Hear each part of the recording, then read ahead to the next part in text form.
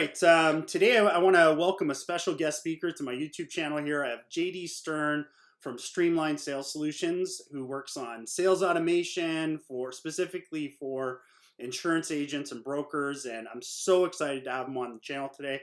JD, why don't you introduce yourself and tell us a little bit about what you do? Yeah, thanks so much for having me on the channel and on the pod, Dwayne. I'm really excited to be here. So yeah, just I'm an ex hockey player who basically went off to university. I've done some business development as business development executive for the last couple of years for a real estate company, and I built out I built out a 100-page operating manual on how to run their sales division of their company. And now I'm excited to be kind of cutting and pasting that to a degree and putting an insurance angle or an insurance twist on that to figure out how can we help insurance brokers squeeze more juice out of the leads that they have coming into their pipeline, and how can they make the most out of their current clients, squeezing the juice out of them too, making sure that they're generating as many referrals and reviews as possible out of them. So I'd say that's about it in a nutshell. I love it. All right, so that's awesome, JD. So as a mortgage agent, I have lots of referral partners that I work with. Many times they're insurance brokers or agents, and they're corporate insurance or home insurance, or car and auto, that sort of thing. And one of the things that we're always talking about is how to differentiate ourselves. So I'm just wondering if part of your sales solution or your service helps to do that. hmm Yeah, absolutely. So as it relates to my service, so you know, the first step in the sales pipeline is where I help you, is where a lead, or is where someone fills out a form on your website, or as an insurance broker, mortgage agent, whoever you are. You have a lead coming through your website, no matter how they got their referral or web traffic. How is that experience? How's that first interaction before they've even had contact with a human being? What kind of experience are they getting? Because there's so many different options for them to choose from, and if it's not an absolutely seamless experience, or if there's any, if they find themselves facing some friction in the experience, they've got to make decisions, or it just seems like a really long process to get a quote or to find out more, they're just going to go to the next website. So it's so important that it's boom, boom, boom, boom. And what I did is I looked at over 50 insurance broker websites, because I was just like, how would I feel if I was shopping for insurance? So I was doing some market research on about 50 to 100 insurance brokers, and I just taking a look at their sites, saying like, what was it like shopping with them? And I found that almost all, I would say 90% plus, are trying to promote you to get a quote, which makes sense. But as I was looking through, I started screenshotting some of the quote forms, and Wow, after you look those after are you look at horrible. yeah, you look at a bunch of them, and the normal thing was, we'll get back to you in 24 hours. Thanks for submitting it, like totally automated. There's automation, but it's not personalized. And like you look at some of these forms, and this is your first step dealing with this company, and it's like, this looks like a lot of homework for me to get my quote. And like, you just keep going through them, and so instead of doing that, this is, again, we're talking about how to differentiate yourself as an insurance broker. Um, if you have a multi-step form, it's a super simple way to differentiate. So contrast that with a form that looks like this. So let's get you quoted. Okay, let's go. One bite size, the first thing you click on is the quote button. You go here, let's get you quoted. Okay. This is just for example purposes, so just stating that. So you just know, what's your name? Oh, it's JD. Okay, great. And then which type of insurance do you have there? Okay, I'll get home insurance. The forms are actually personalized depending on what you're looking for. So if you're this is giving you questions on home insurance. If we had gone back here, we looked at auto insurance, you're going to get a totally different experience. What type of vehicle do you want? So like having a form that's this easy to use, it's bite-sized commitments, one line at a time, instead of having a massive commitment to make of 10 to 15 form fields right off the bat. That looks great. Awesome. The other thing Yeah, too so you want that's to think about is if you're looking at a full web page and you've got other things distracting you, like you can click over here, click off of that. I like that experience because it's seamless, but it keeps mhm, you focused on the center of the screen and completing that one task. And completing one task is a lot mhm, easier than filling out a whole form, from what I see. absolutely. One little pro tip I'll give here, and I'll share my screen again for a moment. So when we get to the end of the form, a lot of these insurance brokers, as we were looking at, like they're, um, I was showing you the forms, but when they submit the form, you get an automated email that says, "Yeah, we'll get in touch in 24 hours or 48 hours." So, as a buyer, when you're buying insurance, like how does that, Dwayne? How would that make you feel when you're going through and you say, "Okay, we'll hear back from you. You can hear back from us in 24 to 48 hours." That's kind of what you get after you just taken the time to fill out a form. I'm gonna How are pick you up the feeling? phone. I'll pick up the phone and start calling around. Call somebody else because I want to You're going to speak to move on somebody. to the next one. You're going to Exactly. look for an easier solution. Do you really know if they're going to call you? Can you even trust them to call you back? You've never met these people before. So, what you can do is set up a automation at the end of your form. So I'm using it. This is a type form, and depending on what program or which subscription you have to type form, you can set up a auto redirect. So this is like the last step. You go, okay, um, we'll just rip through the questions here until we get to the end. And a lot of insurance brokers will do different stuff. Like some of them will do just first name and email and phone number, and that's all they take, or they can take more detailed information. So you have the option to do either or. But when you click submit, you can, there's two different ways. You can either redirect this directly to a calendar booking so that right away the buyer's in control of when they're going to get to review this quote. And I'd also recommend that you make this really client, like make this buyer oriented, make it focused on them, not what's in it for the insurance broker, why the insurance broker wants you to book a call, but as a buyer, what am I going to get out of, booking a call in with you? So these are just a few different bullet points.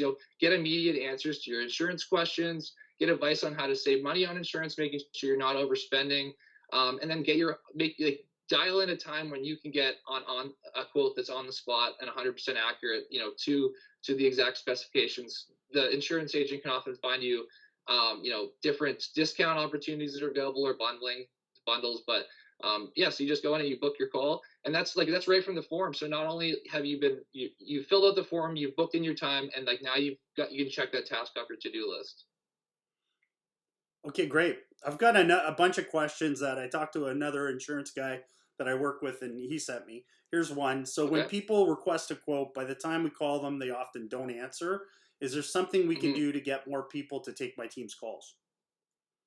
Yeah, absolutely. And I might have put the cart before the horse here a little bit.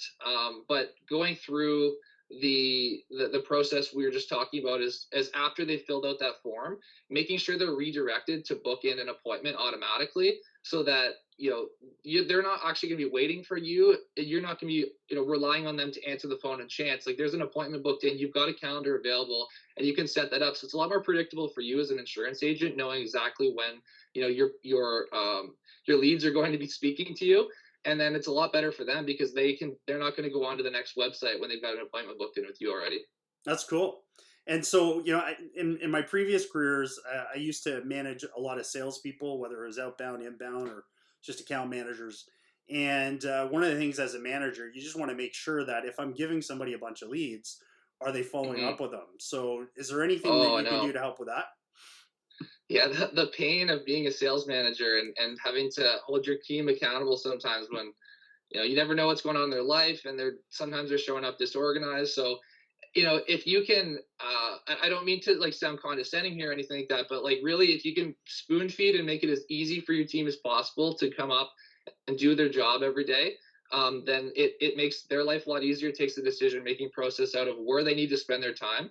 So I'll hop over here and I'll share kind of what an automated sequence could look like for your team to make sure that they are getting all those follow ups done that you're mandating them to do.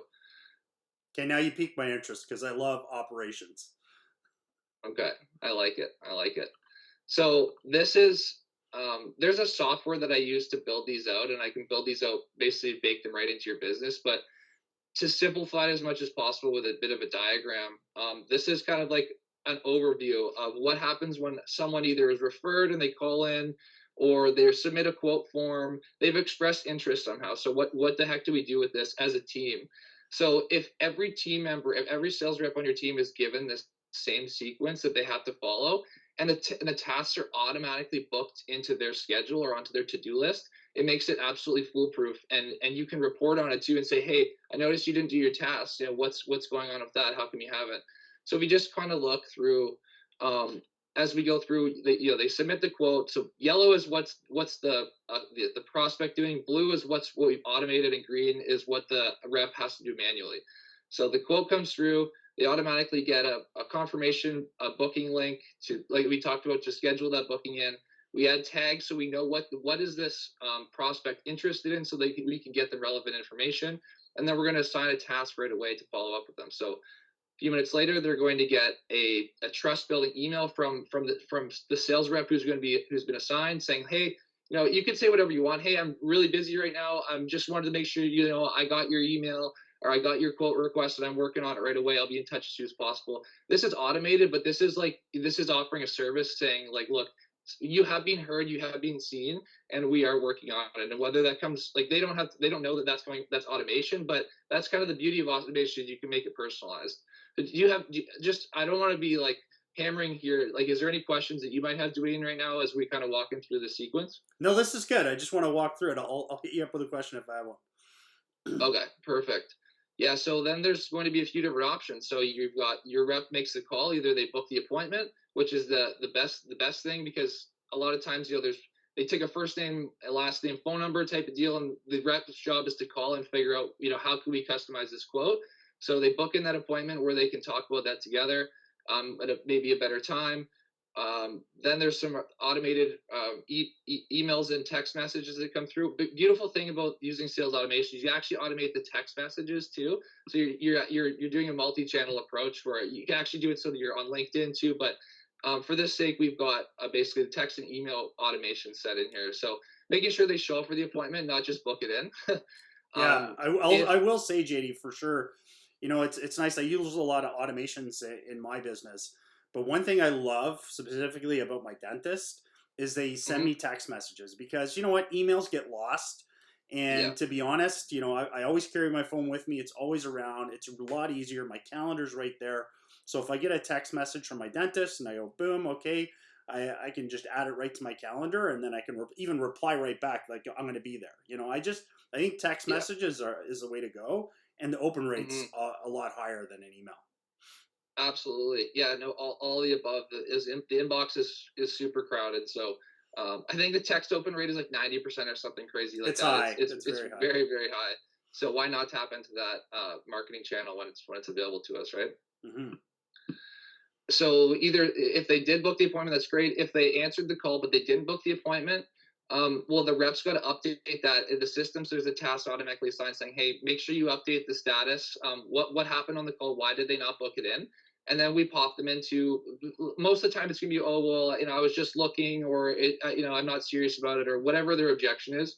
Your team is, of course, trained to handle those, but assuming that it slips through the cracks and, maybe they were just looking, then they go into a long-term nurture sequence, which I'll get to in a minute. But the call's not answered. Well, then we've got an automatic task assigned so that the rep has got to check off their box saying, okay, well, I called them, I left a voicemail, and then there's a task to call the rep again in X amount of days. So we basically we rinse and repeat this process until we've gone through it 3 times. So after you basically called them 3 times and sent them a few emails, you can send those however you like, and say whatever is in your process. We could tailor it to you, but that's the idea. So you every time a lead comes through, you're walking through this entire process. All of this is assigned to your sales rep so that it comes up on the day that they need to see it. When they look at their to-do list for the day, it's ready and available for them. That's awesome. Yeah. So there was a couple questions I had here, but I think you're answering them as we go through. I think one is, what do I do with leads who, are not ready to buy right now, and they're often forgotten about? And I can see it's added into a sequence. There's a follow-up process that you built into it. I love the sales process. You've definitely really thought this out. It's very thorough. Thank you very much. Yeah, to just kind of show you how what exactly I'm referring to by interest-based sequence. Because if someone comes through and they're requesting a quote on home insurance, well, you don't want to give them a bunch of emails or text messages related to auto insurance or life insurance or 100%. business or whatever.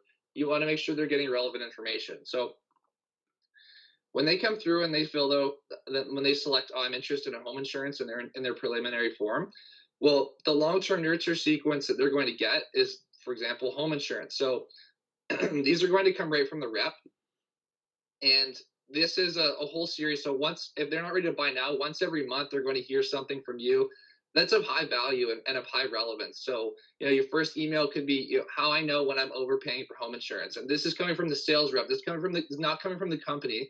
This is building a relationship with this rep, because that's how people make decisions. They don't say, oh, I love that company so much, I'm going to buy from them. I mean, it happens, but really, and especially in these super personalized businesses where it's about people relationships, they want to be hearing from the insurance sales rep that they're going to be dealing with. So making sure they know them. So then the next, they get a text. The easiest way to instantly reduce home insurance, quick text message. Hey, do you have home? Make sure you got your security cameras installed. Boom. Like, that'll save you X% on insurance. Like, that's just a quick text message they're getting. You go through this for 12 months and they're going to be hearing from you every month. And of course, they can unsubscribe from this if they want to, and they're not seeing value. But the key is driving value in every communication, and then 80% value, 20%, hey, if you want to chat about this more, let's have book a coffee, and that type of situation. Let me just add to that. So I know you're talking about it from the client's perspective. So they have a prospect, they want to nurture that prospect in the sequence. But I'll tell you, Mm-hmm. that's huge value. As a mortgage agent, I work with referral partners. And to be honest, I don't get a lot of information from my partners. But my clients have some of the same problems. My clients, have car and auto insurance issues. They're always looking for better rates and that sort of thing. They have Mm-hmm. home insurance, of course. And if I had a really good referral partner that sent me this type of information and added me to that sequence, I would I Mm-hmm. would then in turn share that with my clients. Right? It Yeah. just increases your visibility and that sort of thing. So I love that you have that all built in. That's pretty cool. Well, yeah, thank you. And that's a great feedback for me to think about too when I'm building these out for more brokers. Is like, let's have a sequence dedicated to our partners. Making sure that they're up to date on what's going on with you and in your business, and also helping you as a insurance sales rep maintain that relationship with your your partners. So that's great. So a couple more questions, both around growing the business, and one is growing the business through referrals, and then the other Hmm. one is how do you get better social proof through reviews and stuff like that. Do you have any Hmm. processes or systems in place to help with that, as with those two things as well? I sure do, and I'm glad to see that there's a pattern here, and we're rocking it. So I'll share my screen one more time, and we will hop into the onboarding sequence. So as soon as a client comes through and has signed the contract, now they need to get onboarded. And then from there, a relationship it's been established, but it needs to be continued to be nurtured, as well as from a client perspective. Not only do leads need to be nurtured, but clients need to be nurtured as well, and relationships need to be built. Um, so, like, looking at this, right, like high level, you've got your client who signs a contract. There's some automated tasks that happen, but this is kind of showing that on a yearly basis. This is cyclical. So we can book this for the next 5 years. That every 3 months that you're going to be having to touch base with your client for some reason or other, and offering them value every step of the way. And these are just reminders that are making sure that you don't forget to touch base with your client, and you consistently add value to them, so that you can look back and see, you can look back in the reporting and say, okay, I haven't heard from this client in like 3 months or a year or whatnot. I know, where did we go wrong here? And a lot of times it's because people don't schedule this. Whether you're scheduling this on your calendar or you're scheduling this in your CRM or what you're doing, it's so important. You need to remember to schedule your next touch point with your client, or else you're leaving it up to chance, and you're leaving it up to chance that they're also going to go and work with another insurance broker, another mortgage agent, et cetera, et cetera. So if we drill down into this, very similar to the last very similar to the lead nurture sequence. So one thing, you want to put them in the company newsletter right away. You want the sales rep to get all of the tasks assigned for the next year or next 5 years on when they're going to be touching base with them. And then you want them to get the similar thing to nurturing the leads, is that the value added drip content through text messages and through emails. So You're hitting them with text messages, emails, and phone calls, checking in and making sure that everything's okay. That for example, after you've followed up. Oh, you had mentioned the reviews, so I'll talk about the reviews here for a second. Um, Onboarding starts with, it should start with a welcome package of somehow, whether it's just a thank you card or whether it's a basket or whether it's a book that they said they're interested in, some like maybe it's a business they're interested in sales or whatever it is, something relevant. Hit them, like, send that to them, and then include a link, like just scan the QR code and leave us a review, basically, is what you'd put also in there. So it's a great way to tap into reciprocity, where you're giving them something, and then in exchange for that they're going to feel more inclined to do something nice for you. So giving them that, and then setting automated tasks to follow up in a week. Okay, did they get, did they call them or send them a text? Hey, did you get the basket I sent you? Did you get the book I sent you? Would love to, did you like it? Or hopefully they hit the mark there. Notice that you haven't left a review yet. Like, is there anything that I did wrong? Is there any way I can prove that kind of thing? So you follow up with them a couple times on that. You don't want to beat a dead horse if they don't want to leave a review for whatever reason. So but is that important, even if they don't leave a review, that they get into this like annual sequence? So after a couple months, what did thought you'd find this useful? That's like a great way to basically set a task for the rep to say, hey, based on what you know about this person, what would they find useful, and send that to them. Um, Making sure that once the winter is coming up, that they're having a winter readiness check in, give them a call saying, hey, just want to remind you, get your snow tires on there, get booked in before it gets all filled up at the auto shop. Or you planning on doing any traveling this winter, want to make sure that you're covered for travel insurance. And after a couple more months, you give another call and say, hey, haven't talked to you in a couple months, haven't talked to you in a few months, haven't talked to you in a couple months. What's going on in your life right now? I know you bought auto insurance last time. Are you going to be looking at houses anytime soon? That type of thing. Or, who can I refer you to? If I can't help you myself, how can I help you, let you tap into my network here and send them your way? Same thing with the summers, rinse and repeat, making sure they're getting birthday cards, tasks are automated there. And then a lot of people forget about setting like anniversaries. Like every year that they are a customer of yours, like that's another year to definitely celebrate big time. That's like, hey, we made it another year together. I'm so glad to have you. And like, as the relationship deepens and gets richer, maybe you could give them more meaningful stuff or more expensive things or whatever it is. But that's kind of like I'd say that's the nitty gritty and the high level of what a client onboarding and client nurture sequence could look like. That's fantastic. So walk me through. Do you use the client CRM and just help them to set that up? What's the process if, for example, I'm an insurance agent. I love what I'm seeing here. I know I'm not doing half Mm-hmm. the stuff that you just talked about, or even 1/10 of it.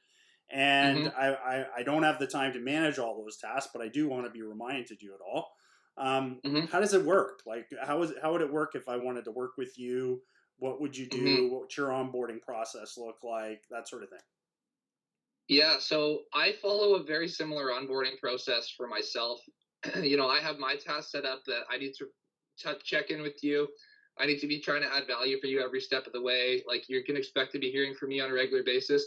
And that's something that we could establish in the beginning too, is like, how often do you want to hear from me? But to not digress here too often or too far, how it looks starting with me is that you would use my CRM. So I'm a certified partner using Keep CRM. And I'm licensed to sell the software or to resell the software. So I get you set up there. I can get you 50% off for the first 2 months to try it out. If you have a current software, if you're using a current CRM, you just need to send me a receipt that you've used it. We get you 6 months off, 6 months half price as someone who's switching from another one. But then essentially I, just totally customize the CRM to what data points you need to keep on your customers. So we go in and we implement the CRM. And then I set up all these automations that we've talked about. This comes bundled in. So there's different package levels. Like package one is just basic, I'll set the CRM up for you. And then package two is a more advanced, where you get all these automations that we're talking about, so that, your sales reps get all of this stuff. It's all auto built. They're getting the constant reminders. There's the email sequences, the nurturing. We got, I'm a copywriter too, so I go in and build and work all that out for you. And then 3 is like the best package where there's like a monthly accountability involved in that. So that, when you're a founder of a company, like who holds you accountable to get your work done, to hit your sales goals, right? 100%. So exactly. So that's where I look at myself as a business partner for you, but like I'm not taking your profits here. I'm helping you make more of them, right? So I love it. making sure that we're setting sales targets every month, annually, quarterly, monthly, breaking it down. How many calls do we need to be making? How many calls do you need to be making your team? So that's kind of it. Like base level, we'll set up your CRM and customize it for you. Medium tier is CRM plus automations, and then premium tier is CRM, automations, accountability, and onboarding and continued coaching every month for your team who wants to learn about the CRM, who maybe wants to build out their own automations, who's got questions about how to use it, that type of thing. So it's fully supported. All right, so that sounds awesome. I learned a lot today. Recap: I learned the problem that insurance agents have with managing the client experience, to the sales process, to the client onboarding, and following everything in between. And as somebody that absolutely loves automation, I know, like, as a business owner, and especially if you have these insurance agents that are independent and they're running their own business, you got to be, your own accountant, your own advertiser, your own customer experience person, your own salesperson, and then everything in between. And remembering to do all the things that you need to do to wow your clients and keep them engaged and keep them long term, it's a bit of a process. And if you can automate a lot of that, man, that's a time saver. I certainly use it a lot in my business. Like, if you think about it as a mortgage agent, in our sales process, there's so many touch points. From when we get the lead to when they're closed, to 6 months to 5 years from now when that mortgage comes up for renewal. And there's just so many things that you need to do. And if I didn't automate a lot of my tasks, my business would be running me. I wouldn't be running my business. Exactly. And it frees up time to not only do more highly leveraged activities that are actually making you money instead of getting lost in the weeds, but it also allows you to work on your business, so that time you freed up, you can start building more systems, so that you can start training more people, so you can start scaling it. Because a lot of people, they get trapped in like you said, business is running me, I'm not running it, and what do I do? How do I grow? How do I escape? How do I get out of this? I'm never going to be able to retire. I'm never going to be able to sell the business, because ultimately you are the business, right? So that's why it's so important to build these systems and bake them in, so that you can resell your business and retire and live your dreams, basically. Well, JD, that was awesome. I really want to thank you for joining the show today. I found it very helpful, learned a lot. I'll certainly provide all of your information in the show notes, and we'll do a summary. And I'll provide all the links for anybody to get a hold of you. But thanks a lot for joining the show. I appreciate it. Thanks so much for having me, Dwayne. It's been a lot of fun. All right. Bye for now. Bye for now.